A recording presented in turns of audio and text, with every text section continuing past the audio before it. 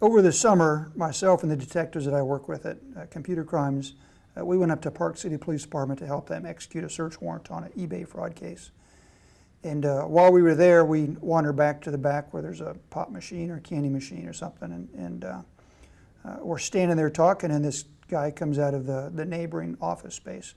And he starts talking to us, and he's asking us whether emails can be tracked and how to trace emails.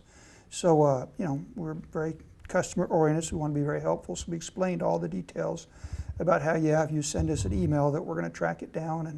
And you know, we look at the headers, we all do all this kind of stuff. And, you know, absolutely that, you know, we'll find you if you send us an email.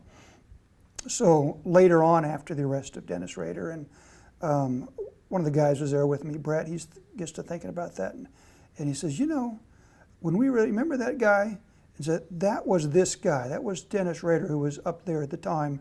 You know, it was his offices, and you know, he worked out of the city building.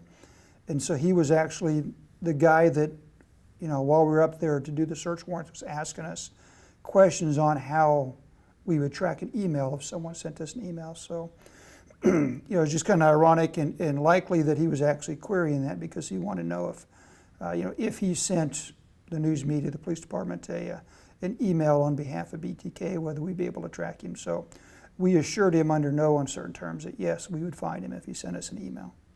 That would have been summer of '04, and he was arrested, what, February of '05. So it was about 6 months before he was arrested. So what about the next time you saw him? So the next time I actually chatted with him was after his arrest.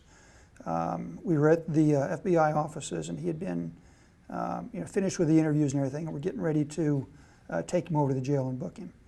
And they were in the interview room where he had been interviewed, and they were putting him the shackles and the belly chain and handcuffs and stuff on him to take him over to the jail.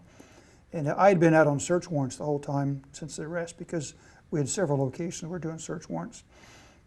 And so I hadn't really had a chance to watch any of the interview or see him or anything. So I poked my head into the room there where they were hooking him up, and I introduced myself, say it's nice to finally put a face to go along with the name that I found on the floppy disk. And he said, oh, so you're the one, huh?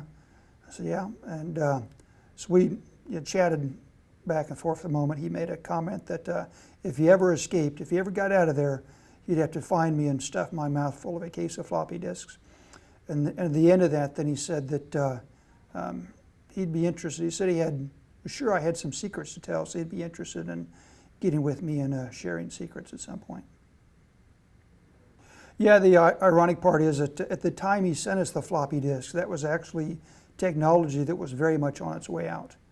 So in some ways, he thought of himself as being very advanced because he was using technology to communicate with us. But the technology that he chose was on its way out, and now that it'd be in 2014, even if somehow he did escape, you couldn't find a case of floppy disks if you wanted to. So I think I'm probably pretty safe from that part of the threat.